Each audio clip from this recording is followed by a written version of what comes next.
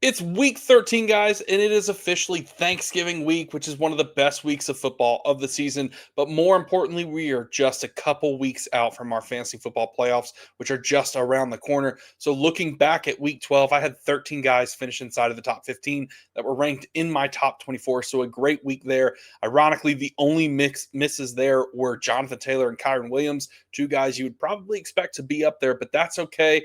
We had some big finishes from guys like Jahmyr Gibbs, who scored 55 plus points, depending on your format. CMC, Emmanuel Wilson filling in for Josh Jacobs, Ashton Genty, and Henry round out your top five on the week. I mentioned the duds and Jonathan Taylor, Kyron Swift, Sean Tucker. A lot of people were spot starting him, but hey, we're moving on. It's time to look ahead to week 13 this Thanksgiving weekend. We've got a ton of football to break down, and let's get straight to my top 24 right now here on the Face Off Sports Network.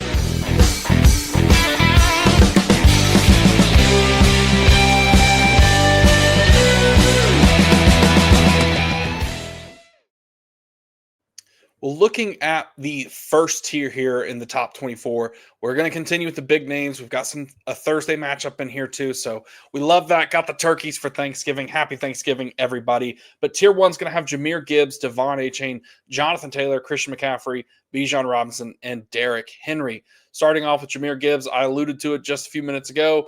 15 attempts, 219 yards, 2 touchdowns, 12 targets with 11 receptions, and 45 yards and another touchdown. 55 points, absolute monster game. That game was just crazy in general against the Giants. This week he gets to play, as always, on Thanksgiving Day against the Green Bay Packers. So exciting game there. Lots to look forward to. The Packers are pretty stout against the run, so I don't expect a 55-point game. But at this point, Genty is just kind of like, Jahmyr Gibbs is just like Jonathan Taylor, where he's going to do whatever he wants when he gets the ball in his hands. And when you're averaging 14.6 yards per carry like he did this past week, absolutely insane. So I love Jahmyr Gibbs. He's my RB1 on the week. I think he's got the opportunity to produce in the primetime slot. I think this Detroit Lions team is getting going at the right time. So I really like Jahmyr Gibbs this week. But carrying on, I've got Devon Achane, who's coming off his bye week, gets to take on the New Orleans Saints. So pretty good matchup there. The Dolphins aren't that great of a team, but at the same time, what we know about Devon Achane is he's going to get plenty of opportunity in the run game and plenty of opportunity in the pass game. So I expect Devon Achane to have a solid day in a plus matchup for him. My RB3 in the week, Jonathan Taylor. Yes, I mentioned it. He had the dud this past week. They kind of choked that game. There's no way around it. Game got out of hand a little bit too easily if we really want to break it down. But let's stick to the running back position here with Jonathan Taylor. Coming off a week where he had 16 attempts for 58 yards and 2 catches for 8 yards, only 8.6 points on the week, average 3.6 yards per carry. I know it was tough. A lot of people are going to say that this is the Colts. We're kind of expecting the Daniel Jones regression, but at the same time, that KC front unit is very good against the run. They're one of the best in the league for a reason, and they've been playing better here recently.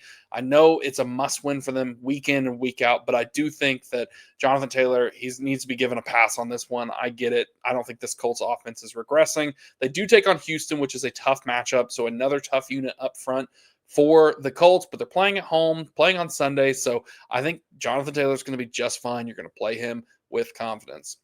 Christian McCaffrey, my running back 4, coming off a game on Monday night against the Panthers where he had 24 carries for 89 yards and a touchdown, added 7 catches for 53 yards, 27 points on the week. Another fantastic opportunity for him. He continues to be a guy that gets it done through volume. I know a lot of people are comparing him to to Gibbs and JT because he doesn't have really any carries that are over 20 yards. I believe he only has 1 on the year, but at the same time, he's not having to get fantasy points that way for your team. He does take on Cleveland. That's a tough unit up front, but what we know is he's going to get an insane amount of volume no matter who the quarterback is, no matter what the injuries are on the outside.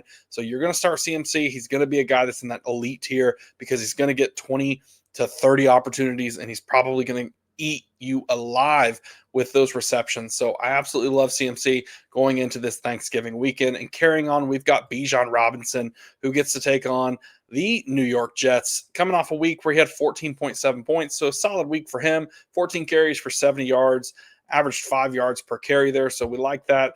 Added a couple catches for 37 yards. great opportunity for him through the air. Yes, it's going to be Kirk Cousins going forward. Looks like Michael Penix is going to be out of the picture for the rest of the season.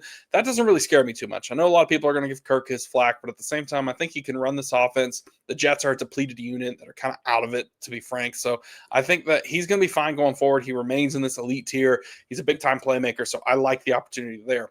Now, moving forward to close out this top tier here, yes, you could make a case for, James Cook or maybe one of the other guys that are in the next tier. But at the same time, there's no denying Derrick Henry has been playing better here recently. He does get the elite matchup against the Bengals, who are currently allowing the most points to the running back position. They play on Thursday Night Football, 8:20. I'm excited for the opportunity for Derrick Henry coming off a week where he had 22 points, 21 carries for 64 yards and 2 touchdowns, added 2 catches for 24 yards. I've been telling you that the touchdowns would come. The opportunity is still there for Derrick Henry, and here it is. This Ravens team continues to win games. I think they're still in a must-win. Maybe Joe Burrow plays. We'll have to see. That's what it looks like, so maybe this game might be a little bit closer than we expect. But if they do run away with this game, which is very possible because they've got a solid defense that's playing better here as of late, I think that Derrick Henry is going to continue to be a guy that's going to provide big-time fantasy upside for our lineups. But let's get to my tier 2 here, and let's start off with the guy I just mentioned, James Cook, Saquon Barkley. Welcome in Bucky Irving. He should be playing. Chase Brown, Kyren Williams, and Travion Henderson. Starting off with James Cook, solid week for him, 21.9 points on the week, had 17 carries for 116 yards, averaging 6.8 yards per carry. We love to see that. We love to see this Bills offense, which continues to get going. They just got to get the wins. And then he added 3 targets with 3 catches for 13 yards. So not a ton of volume through the air there. Does take on the Pittsburgh Steelers. Not the best worst matchup there. Just kind of is what it is. It's the middle of the road. But James Cook is going to get those opportunities. He's going to probably be pretty efficient. This Bills offensive line is pretty strong up front. They continue to move people around and create big holes for James Cook. So he just needs really one play to break it, and then he can flip your whole lineup over right there. So I like James Cook. I think he's going to be a solid play this week. That's why I have him here at my running back 7, start of tier 2. My next guy is going to be Saquon Barkley. Yes, I understand it's been so inconsistent, and I get it. 10 carries for 22 yards this past week. Added 7 receptions for 52 yards. That's really where he got the bulk of his points, 12.4 points on the week. Taking on the Chicago Bears. Chicago's not that great of a defense, so I think he's going to be able to eat. Yes, the Philly passing attack was kind of there this past week. I get they choked that game, and then, Dallas comes away with the win. But at the same time, moving forward, I think they're going to continue to rely on this run game. The offensive line does have some injuries, but when you're playing the Bears, I think you need to establish the run. The Bears want to do the exact same thing. So this could be a slower pace game, less of, down the field threats from A.J. Brown and Devontae Smith, and more of Saquon Barkley running between the tackles and taking advantage of the matchups up front. So I like Barkley. He's my running back 8 on the week, sitting here in tier 2. Bucky Irving is the next guy. Big question is he going to play? He's been cleared for a full week of practice. It looked like he might play last week. Didn't happen. This week, all intentions are for him to play, barring a setback. So I do think that's how I'm going to operate. He does get to take on the Arizona Cardinals. I like the matchup there. So I think he's going to be a plug-and-play guy if he's there. Don't have fear. Throw him in your lineup. Don't worry about Sean Tucker. Don't worry about Rachaad White. What we've known is they've been very inefficient. Now, the big asterisk here is, will Baker Mayfield play? That's a bigger question mark, and that might hinder this Bucs offense. I know they've been really, really good this year despite all the injuries all over the place, but Baker Mayfield isn't necessarily something you can just replicate and fix. I mean, we've got Teddy Bridgewater out there, so we'll see what happens, but I do think that Bucky Irving is in line for a big workload. It's, the game is a must win. They're still in the fight for the division, still in the fight for the seeding. So I think that Bucky Irving's going to be a plug and play guy for me, and I like what he can do. Moving on to Chase Brown here, my running back 10. Gets to take on the Baltimore Ravens. So tougher matchup as of late. Like I said, that's going to be on Thursday night. But Chase Brown continues to get the workload. 19 carries for 107 yards, 5.6 a clip there. 2 catches for 23 yards, had 15 points on the week. I like Chase Brown. He's going to get that opportunity. He's going to get that volume. We've talked about it here recently that he's just a little bit inefficient. At the same time, though, if Joe Burrow comes back, this offense might get a little bit better. Yes, T. Higgins could be out. Ja'Marr Chase is going to be coming back from that suspension. If Joe Burrow plays, then that should elevate this offense in theory. So I like Chase Brown. He's in my tier 2 here. I think he's got the opportunity to put on Thursday Night Football in the spotlight there on Thanksgiving. So he's going to be a guy that if he can get some opportunity, get in the end zone, he's going to have a good day for you. So I'm going to put him in my tier 2 and play him if I have him. Kyron Williams is going to be my running back 11. And again, not the best week for him. He was one of our dud guys that we talked about taking on the Carolina Panthers, coming off a week where he had 12 carries for 46 yards, added a catch for just 2 yards. So just 5.8 points on the week. Not that great there, folks. But at the same time, we're going to trust him. We're going to trust this offense. They threw, that little back shoulder fade to Devontae Adams in the end zone. Could have easily just been a rushing touchdown for Kyron Williams. Didn't happen. This offense is really dang good right now. And we've highlighted that multiple times throughout the season. So I'm going to continue to trust that and trust the process. So Kyron Williams remains a back-end RB1. This is just what could happen if he doesn't get the passing volume and he doesn't get the touchdown opportunity.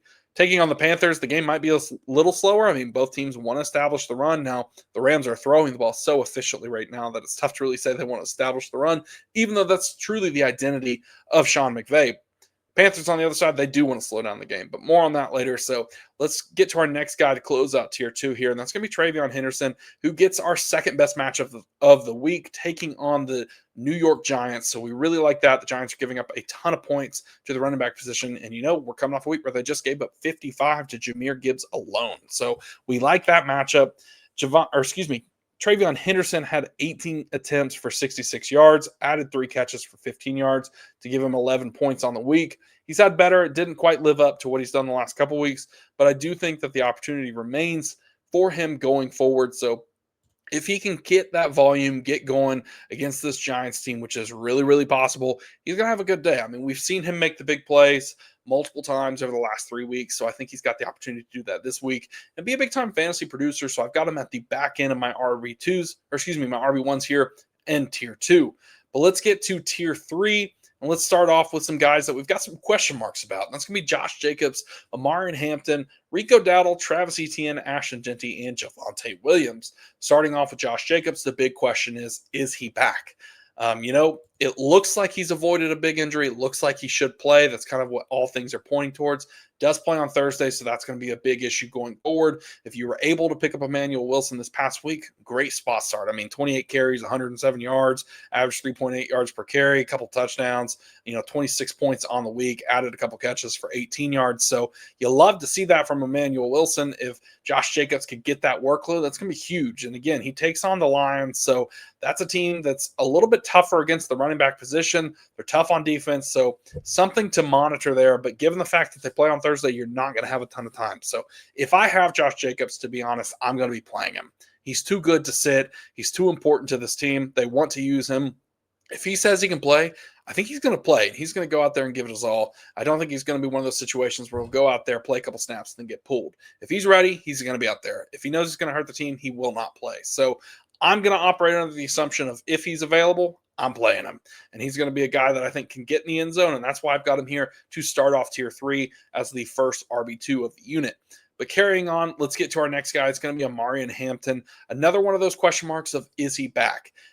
The Chargers did activate him and open up his 21-day window today. So I expect him to play. I've talked about this a lot throughout the last couple of weeks that I was projecting that he would come back after the bye week. And here we are. There's still been some injuries to this Chargers offense, and especially that running back room as we've moved forward through the season, not just to him.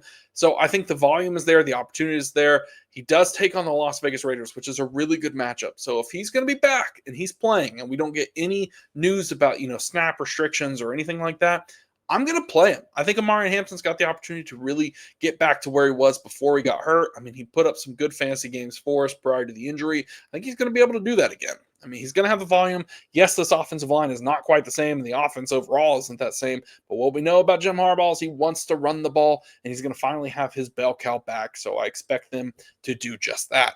And carrying on to Rico Dowdle, my running back 15, not a great week for him. I mentioned him. He was one of those guys that kind of had a dud week, coming off a week where he had 3 carries for 38 yards, added 4 catches for 36 yards, just able to fight and scram his way into getting 11 points on the week. He does take on the Los Angeles Rams. That's a really tough matchup on Sunday. You don't love to see that. I think there's a good chance this Panthers team could struggle a little bit. We know they want to establish the run. We know they want to get going, but Bryce Young is really inconsistent. And right now, this Rams defense is playing at an extremely high level. They're causing a lot of chaos and a lot of issues for not just young quarterbacks, but veteran quarterbacks too.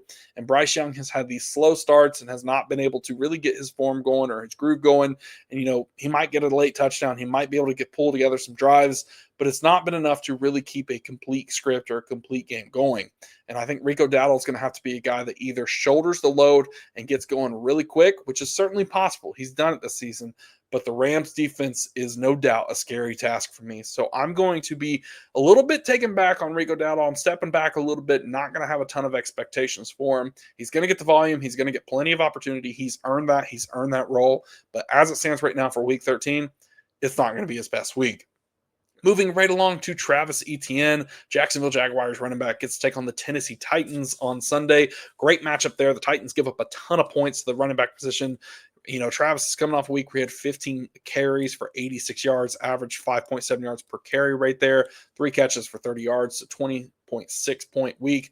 Another really efficient week for him. I mean, he continues to do this, continues to have a high yards per carry, stays involved. This Jags team is unconventional, man. If you watch their games, they're all over the place. Sometimes they look good. Sometimes they look like a high school team. So you never really know what you're going to get. But what I do know is that Travis Etienne is going to be the starter. And he's going to get plenty of workload and plenty of opportunity. He remains as a guy that continues to get, 15 to 20 opportunities, despite still splitting some role with LaQuint Allen and Bashal Tutin. And Bashal Tutin has looked good. We've talked about that a lot this year, but I think that we can still trust Travis Etienne as we move forward, especially this week, in a matchup against the Tennessee Titans, who give up a ton of points to the running back position. So I like that opportunity there. And then let's get to our next guy here, and that's going to be Ashton Jeanty, Las Vegas Raider, taking on the Chargers. That's going to be on Sunday, coming off a week where he had 17 carries for 50 yards, added 8 catches for 58 yards and a touchdown, 24.8 points. This Raiders team, there's not really a lot to say. It's going to be interesting given the fact that they're moving on from Chip Kelly, so the offense could look totally different. They've tried to be a little more gimmicky, a lot like what he did at Ohio State, kind of more of not necessarily an RPO game, but not what we would really expect for what you want to use Ashton Jeanty for. Now, there's a good opportunity for him to be a bell cow this week and him get fed a ton of workload. So that might happen. I don't really know what to make of it. I know this. The Raiders' offensive line is not very good, and they've got some injuries up front. Geno Smith has not played good, and he's been turnover prone. Ashton Jeanty, while he can be great and he can be explosive, we saw some good plays from him this past week. He's just inconsistent and not really a guy we can trust. So he remains as an RB2 for me. I've got him here at the back end of tier 3. The matchup, not the best, not the worst, taking on the Chargers. So we'll have to see what happens. I'm interested to see where he goes this week. So I've got him right here. But to close out this tier, I've got Javonte Williams. Another week for him where he looked okay, 12 points on the week, 20 carries for 87 yards, added 2 catches for 14 yards, didn't get the touchdown. A lot of those came through the air. Not to be surprised there. I mean, this Dallas offense is still humming. They found a way to win against Philadelphia, so that was a crazy comeback, crazy win for them there. He does take on Kansas City. We talked about it earlier.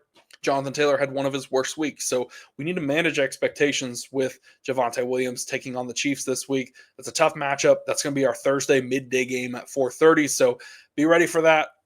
If you're having your week or yearly Cowboys Thanksgiving game, it could get tough. I mean, this Kansas City team's getting hot at the right time. It's going to be really fun to watch that game. I mean, we've got Dallas who's throwing the ball all over the place. Kansas City's playing really strong on defense, trying to find their identity still on offense. So I'm excited for that one. That's going to be a great day and a great game there in that midday slate.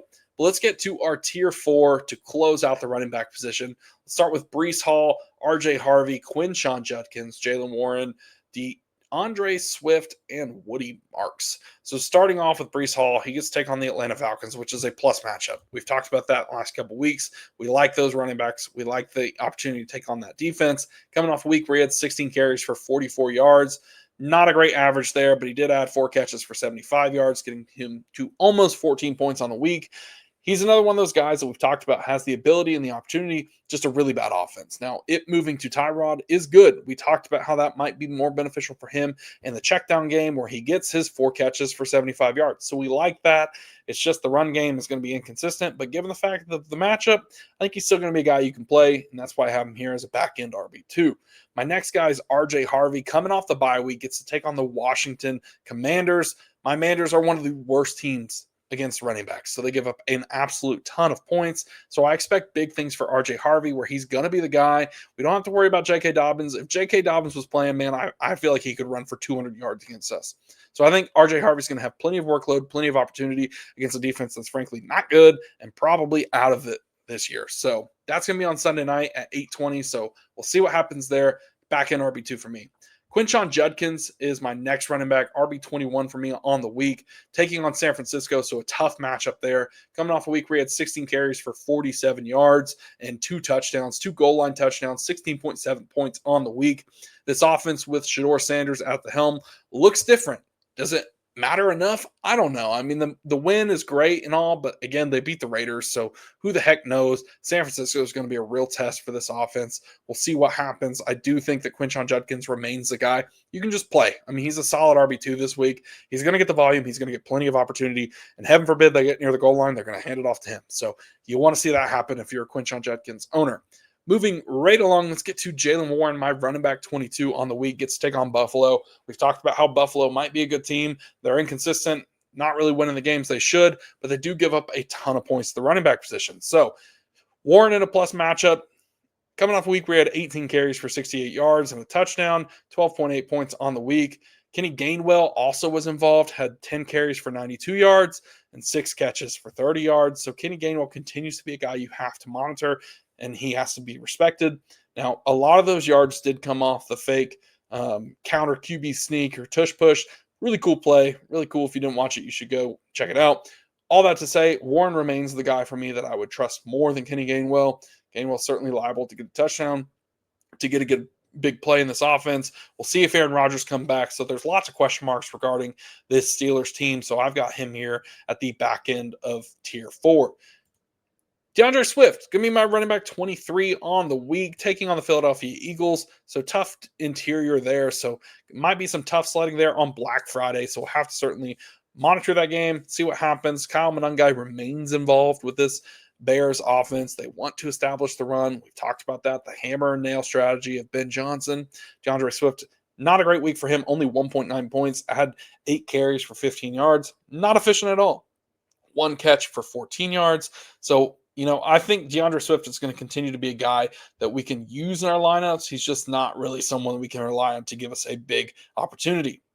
We talked about his spike weeks early in the year, about how they just kind of were what they were. Don't read in them too much. And to close out tier 4 here, I've got Woody Marks, Houston Texans running back, taking on the Indianapolis Colts. So a tougher defense there. Coming off a week where he had 16 carries for 74 yards and a catch. I think that Woody Marks is going to be a guy that's getting the volume. CJ Stroud should be back. That's what it looks like is going to happen. So maybe that elevates this offense. There is some question marks about whether Davis Mills was getting better results for this offense, but I think we all know you have to start CJ Stroud if he's there. All that to say, I think Woody Marks is going to have the volume, but a tougher matchup. I don't really expect too much out of him, so he's a back-end RB2 for me. And looking at the streamers this week, guys, I think, again, it falls back on the names we've talked about. You want to look at Emmanuel Wilson if Josh Jacobs doesn't play. Going off a good week for him. Kenny Gainwell will be a spot start if he's available out there. Kareem Hunt had another solid week, but it does look like Pacheco is going to be back, so I would start Kareem Hunt in desperation as always because he's going to be a guy that's liable to get that touchdown at the goal line. Kyle Monangai is another start out there if you need it. I don't really think that I would look towards those Bucs running backs with Bucky Irving coming back. If something were to happen to Bucky, then sure, you can fire up Rachaad White, you can fire up Sean Tucker, but generally speaking, I'm going to avoid playing those guys with the news of Bucky Irving. But that's going to do it for me. So as always, I appreciate everyone for tuning in to the running back video and being here with us on the Face Off Sports Network. I want to wish you all a happy Thanksgiving. We appreciate your support throughout all the season. Be sure to check out the Discord. It's free. The link is in the description. Join us. Conversations all the time about fantasy. We want to talk to you. We'll appreciate you, and we'll catch you in the next one.